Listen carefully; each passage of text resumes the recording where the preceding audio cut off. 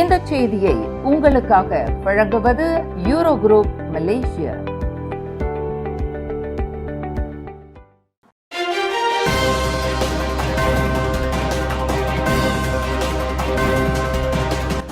வணக்கம். திசைகளின் 10 மணி செய்திகள்.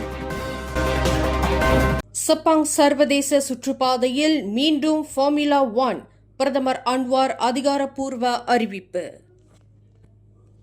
இவ்வாண்டு செப்பாங் அனைத்துலக சுற்றுப்பாதையில் ஃபார்முலா 1 கிராண்ட் பிரிக்ஸ் போட்டியை மலேசியா நடத்த உள்ளதாக பிரதமர் டத்தோஸ்ரீ அன்வார் இப்ராஹிம் அதிகாரப்பூர்வமாக அறிவித்துள்ளார். இந்த அறிவிப்பு உலக தரத்திலான அனைத்துலக விளையாட்டு நிகழ்வுகளை நடத்தும் மலேசியாவின் திறன் மற்றும் தயார் நிலையை மீண்டும் உறுதிப்படுத்துவதாக அவர் குறிப்பிட்டுள்ளார். இது தொடர்பாக பஹ்ரைன் நாட்டின் பட்டத்து இளவரசரும் பிரதமருமான மாட்சிமை தங்கிய சல்மான் பின் ஹமட் அல் கலிஃபா மற்றும் ஃபார்முலா 1 தலைவர் மற்றும் தலைமை நிர்வாக அதிகாரி ஸ்டெஃபானோ டொமனகாலி ஆகியோருடன் கலந்துரையாடியதாகவும் அன்வார் தெரிவித்துள்ளார். அதேவேளையில் மலேசியா மீது நம்பிக்கை வைத்து இந்த வாய்ப்பை வழங்கியதற்காக பஹ்ரைனுக்கு தாம் நன்றி தெரிவித்ததாகவும் அன்வார் குறிப்பிட்டுள்ளார். மேலும் இந்த கூட்டு முயற்சி உலகத்தரம் வாய்ந்த ஒரு விளையாட்டு நிகழ்வை நடத்துவதை விடவும் மேலானது என்றும் அவர் விளக்கமளித்துள்ளார். இதனிடையே மலேசியா பஹ்ரைன் நாடுகளுக்கு இடையிலான நட்பு, பரஸ்பர நம்பிக்கை மற்றும் நெருங்கிய ஒத்துழைப்பை வெளிப்படுத்துவதுடன் பெரிய அளவிலான அனைத்துலக நிகழ்வுகளை நடத்தும் மலேசியாவின் திறனை உலகுக்கு மீண்டும் நிரூபிப்பதாகவும் அவர் குறிப்பிட்டுள்ளார். உலகம் முழுவதிலிருந்தும் ஃபார்முலா 1 FIA மற்றும் ரசிகர்களை மீண்டும் செப்பாங்கில் வரவேற்க மலேசியா முழுமையாக தயாராக இருப்பதாகவும் பிரதமர் தெரிவித்துள்ளார். கிடா மந்திரி பசார் Datuk Seri Muhammad Sanusi Muhammad Nor ஆற்றிய உரை திரித்து வெளியிடப்பட்டு அவரை இனவாதியாக சித்தரிக்க முயற்சிக்கப்படுவதாக பரிக்கத்தா நேஷனல் கூட்டணியின் தகவல் பிரிவு தலைவர் தான்ஸ்ரீ அன்வார் மூசா குற்றம் சாட்டியுள்ளார். இன்று ஞாயிற்றுக்கிழமை சிரம்பானில் நடைபெற்ற செய்தியாளர் சந்திப்பில் ஒன்றில் பேசிய அவர், ஒவ்வொரு இனத்தவருக்கும் அவர்களுக்கென ஒரு நாடு உள்ளது. கம்போடியா மக்களுக்கு கம்போடியா, தாய்லாந்து மக்களுக்கு தாய்லாந்து இருப்பது போல மலாய்க்காரர்களுக்கு தனம்லாயு மட்டுமே உள்ளது என்பதையே முகமது சனுசி குறிப்பிட்டதாக தெரிவித்துள்ளார். மலாய்க்காரர்களிடம் தேசப்பற்றை ஏற்படுத்தும் நோக்கில்தான் அவர் அந்த கருத்தை தெரிவித்ததாகவும் அன்வார் மூசா குறிப்பிட்டுள்ளார். சமூக வலைதளங்களில் சிலர் அவரது உரையை தவறாக சித்தரித்து இந்தியர்கள் இந்தியாவுக்கும் சீனர்கள் சீனாவுக்கும் திரும்பிச் செல்ல வேண்டும் என்று முகமது சனுசி கூறியதாக பொய்யான தகவல்களை பரப்பியுள்ளதாகவும் இது தொடர்பாக போலீசிடம் புகார் அளிக்கப்படும் என்றும் அன்வார் மூசா தெரிவித்துள்ளார். இதற்கிடையில் நகரி சம்பிலான் மாநில போலீஸ் தலைவர் டத்தோ அல் ஜஃப்னி அமாட் முகமது சனுசியின் தேர்தல் பிரச்சார உரை தொடர்பாக பெறப்பட்ட புகாரின் அடிப்படையில் குற்றவியல் சட்டம் பிரிவு 505 மற்றும் தொடர்பாடல் மற்றும் பல்லுடக சட்டம் பிரிவு 233 ஆகியவற்றின் கீழ் விசாரணை நடைபெற்று வருவதாகவும் அன்வார் மூசா தெரிவித்துள்ளார். குடியுரிமை பெற்றிருப்பது மட்டுமே ஒருவரின் தேசிய அடையாளத்தை நிரூபிக்காது. ஜாசிகாவின் அனா மலேசியா கருத்திற்கு பாஸ் கடும் விமர்சனம். மலேசிய குடியுரிமை பெற்றிருப்பது மட்டுமே ஒருவரின் தேசிய அடையாளத்தை நிரூபிக்காது என்று பாஸ் தகவல் தொடர்பு தலைவர் அமட் ஃபர்திலி ஷாரி தெரிவித்துள்ளார். ஜாசிகா தலைவர்கள் முன்வைக்கும் அனா மலேசியா என்ற கருத்தானது தேசிய கல்வி முறை, தேசிய மொழி மற்றும் மலேசியாவின் வரலாறு ஆகியவற்றுடன் எந்த அளவுக்கு ஒத்துப்போகிறது என்றும் அவர் கேள்வி எழுப்பியுள்ளார். அதேவேளையில் நாட்டின் அடிப்படை கொள்கைகள், தேசிய கல்வி முறை மற்றும் அதிகாரப்பூர்வ மொழியை புரிந்து கொண்டு மதிக்க வேண்டும் என்றும் அவர் தெரிவித்துள்ளார். உலகளவிலான ஆன் சாம்பியன்ஷிப் முவாத்தாய் பட்டத்தை வென்ற முதல் மலேசிய வீரரான அலிஃப் ரகிப் என்று அழைக்கப்படும் அமட் நோர் இமான் அலிஃப் ரகிப்க்கு பிரதமர் டத்தோஸ்ரீ அன்வார் இப்ராஹிம் வாழ்த்து தெரிவித்துள்ளார். இதுகுறித்து அன்வார் தமது முகநூல் பக்கத்தில் வெளியிட்டுள்ள வாழ்த்து செய்தியில், அலிஃப் ரகிப்பின் சாதனை மலேசியாவுக்கு பெருமை சேர்த்ததுடன் உலகரங்கில் போட்டியிட்டு வெற்றி பெறும் திறன், தைரியம் மற்றும் உறுதி மலேசிய இளைஞர்களிடம் இருப்பதை நிரூபித்துள்ளது என்று குறிப்பிட்டுள்ளார். இந்த வரலாற்று சாதனை மேலும் பல இளைஞர்களுக்கு ஊக்கமாக அமையட்டும் என்றும், அர்ப்பணிப்பும் நம்பிக்கையும் இருந்தால் எதுவும் சாத்தியமற்றது அல்ல என்றும் அன்வார் தமது வாழ்த்து செய்தியில் தெரிவித்துள்ளார். 22 வயதான அலிஃப் ரகிப் பாங்காக்கில் உள்ள லம்பனி குத்துச்சண்டை மைதானத்தில் நடைபெற்ற போட்டியில் தாய்லாந்தின் சாம் கயங்காடோவை 5வது சுற்றில் நாக் அவுட் செய்து ஆன் சாம்பியன்ஷிப் பட்டத்தை கைப்பற்றினார். இந்த வெற்றியின் மூலம் அவர் $50,000 மலேசிய மதிப்பில் 2,04,565 ரிங்கேட் பரிசு தொகையையும் அலிஃப் ரகிப் பெற்றுள்ளார்.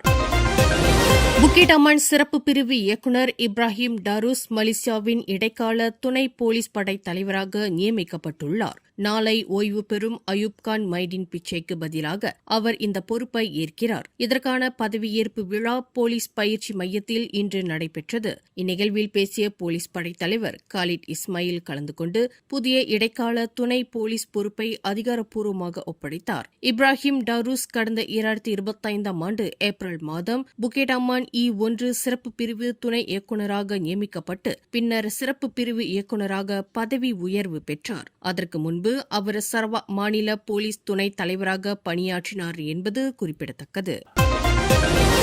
பாஹாங் மாநிலம் பெந்தோங்கில் நேற்று அதிகாலை நிகழ்ந்த சாலை விபத்தில் உயிரிழந்த 6 இந்திய இளைஞர்களின் குடும்பத்தினருக்கு பிரதமர் டத்தோஸ்ரீ அன்வார் இப்ராஹிம் ஆழ்ந்த இரங்கல் தெரிவித்துள்ளார். இன்று தமது எக்ஸ் தளத்தில் வெளியிட்டுள்ள பதிவில் தாமும் தனது மனைவி Datuk Seri doctor Wan Azizah Wan இஸ்மாயிலும் இந்த துயர சம்பவத்தால் மிகுந்த வேதனை அடைந்துள்ளதாக குறிப்பிட்டுள்ளார். அதேவேளையில் சாலை பாதுகாப்பை ஒருபோதும் அலட்சியமாக எடுத்துக்கொள்ளக்கூடாது என்பதை இந்த துயர சம்பவம் அனைவருக்கும் நினைவூட்டுகிறது என்றும் அன்வார் தெரிவித்துள்ளார். நேற்று அதிகாலை 4 மணியளவில் ஜாலான் காராக் லாமா சாலையில் தமுர்லோ நோக்கி சென்ற டொயோட்டா வியோஸ் கார் ஒரு டன் லோரியுடன் நேருக்கு நேர் மோதியதில் காரில் பயணித்த 6 இந்திய இளைஞர்களும் சம்பவ இடத்திலேயே உயிரிழந்தனர். லோரி ஓட்டுநர் பலத்த காயமடைந்தார். முதற்கட்ட போலீஸ் விசாரணையில் குவாந்தான் நகரிலிருந்து கோலாலம்பூர் நோக்கி சென்ற கார் மலைச்சரிவில் இறங்கும்போது எதிர்ப்புற சாலைக்குள் நுழைந்து லாரியுடன் மோதியிருக்கலாம் என்று நம்பப்படுவதாக தெரிவிக்கப்பட்டுள்ளது.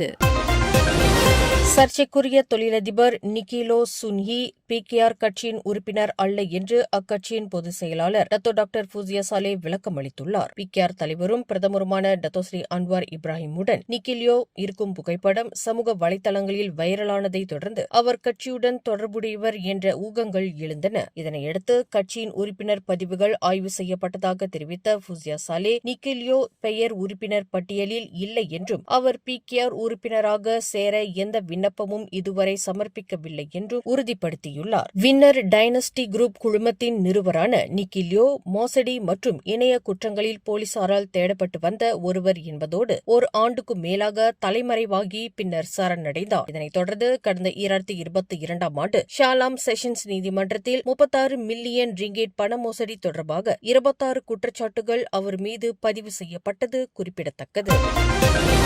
நெகிரி செம்பிலான் மாநில தேர்தலுக்காக இணைந்துள்ள பாரிசான் மற்றும் பரிகத்தான் நேஷனல் கூட்டணியில் வாக்குப்பதிவுக்கு முன்பே விரிசல் ஏற்பட்டுள்ளதாக PKR துணைத் தலைவர் அமீருடீன் ஷாரி விமர்சித்துள்ளார். சமீபத்தில் அக்கூட்டணியின் தேர்தல் இயக்குநர் சனுசினோர் பிரச்சார கூட்டம் ஒன்றில் சர்ச்சைக்குரிய கருத்து தெரிவித்ததைத் தொடர்ந்து அவர் பிரச்சாரத்தில் ஈடுபட வேண்டாம் என்று பாரிசான் தலைவர் அமர் ஜைட் அமிடி உத்தரவிட்டிருந்ததாகவும் அமீருடீன் தெரிவித்துள்ளார். என்றாலும் பரிகத்தான் நேஷனல் தலைவர் அமர் ஜம்சுரி மொக்தார் ஜஹிட்டின் கருத்தை நிராகரித்து வரும் ஆகஸ்ட் 1ஆம் தேதி நடைபெறவுள்ள நெகிரி செம்பிலான் மாநில தேர்தல் வரையில் சனுசினோர் தொடர்ந்து பிரச்சாரத்தில் பங்கேற்க முழு சுதந்திரம் அளித்துள்ளதையும் அமீருடீன் சுட்டிக்காட்டியுள்ளார். இதற்கு முன்பு பாரிசானும் பக்கத்தானும் தொகுதி பங்கீடு செய்தபோது இதுபோன்ற கருத்து வேறுபாடுகள் இருந்திருக்கிறதா என்று கேள்வி எழுப்பிய அமீருடீன் இந்த புதிய கூட்டணியானது பேச்சுவார்த்தையில் இருக்கும் போதே அவர்களுக்குள் பிரச்சினை தொடங்கிவிட்டது என்றும் தெரிவித்துள்ளார்.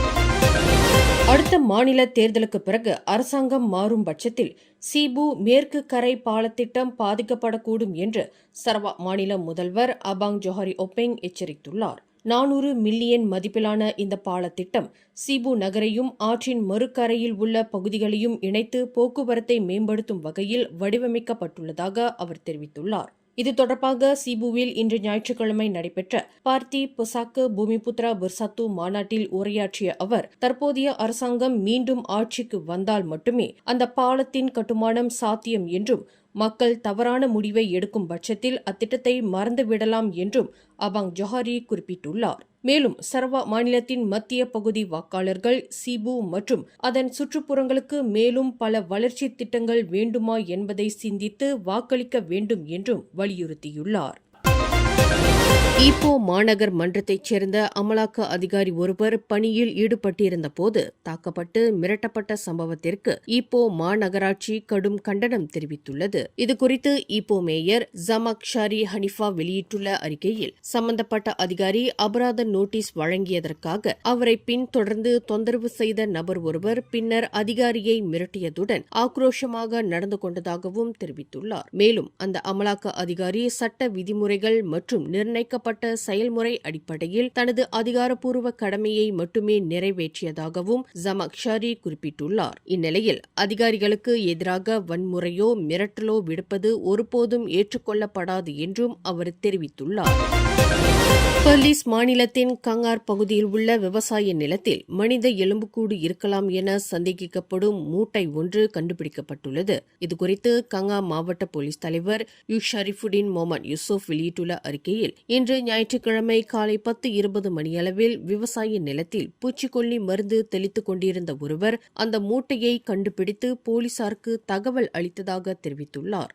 மேலும் கண்டெடுக்கப்பட்ட எலும்பு எச்சங்கள் மேலதிக விசாரணைக்காக துவான்கு ஃபவுசியா மருத்துவமனையின் தடயவியல் பிரிவுக்கு அனுப்பி வைக்கப்பட்டுள்ளதாகவும் சம்பவம் தொடர்பாக விசாரணை நடைபெற்று வருவதாகவும் ஷரீஃபுடின் முகமது குறிப்பிட்டுள்ளார். சபா மாநிலத்தின் தவா பகுதியில் ஏற்பட்ட வெள்ளப்பெருக்கு காரணமாக அப்பாஸ் பாலோங் 1 மற்றும் அப்பாஸ் பாலோங் 2 நீர் சுத்திகரிப்பு நிலையங்கள் தற்காலிகமாக மூடப்பட்டதால் 5500க்கும் மேற்பட்ட வீடுகள் மற்றும் வணிக வளாகங்கள் குடிநீர் தட்டுப்பாட்டால் பாதிக்கப்பட்டுள்ளன. இதுகுறித்து சபா மாநில துணை முதலமைச்சர் டாக்டர் ஜோச்சிம் குன்சலாம் கூறுகையில், வெள்ள நீர் 2 நீர் சுத்திகரிப்பு நிலையங்களையும் முழுமையாக மூழ்கடித்ததால் அங்குள்ள முக்கிய இயந்திரங்கள் மற்றும் மின்சார உபகரணங்கள் சேதமடைந்ததாக தெரிவித்துள்ளார். அதேவேளையில் உத்தாரா மற்றும் சிந்தா மாத்தா நீர் சுத்திகரிப்பு நிலையங்கள் மீண்டும் செயல்பட தொடங்கியுள்ளதுடன் சுத்திகரிக்கப்பட்ட நீர் உற்பத்தி படிப்படியாக அதிகரிக்கப்பட்டு குடிநீர் விநியோகம் சீரமைக்கப்பட்டு வருவதாகவும் அவர் குறிப்பிட்டுள்ளார். மேலும் செய்திகளை தெரிந்து கொள்ள கீழே இருக்கும் பெல் பட்டனை அழுத்துங்கள். உங்கள் மகிழ்ச்சியை வெளிப்படுத்த லைக் மற்றும் ஷேர் செய்யுங்கள். தொடர்ந்து திசைகளோடு இணைந்திருக்க சப்ஸ்கிரைப் செய்யுங்கள்.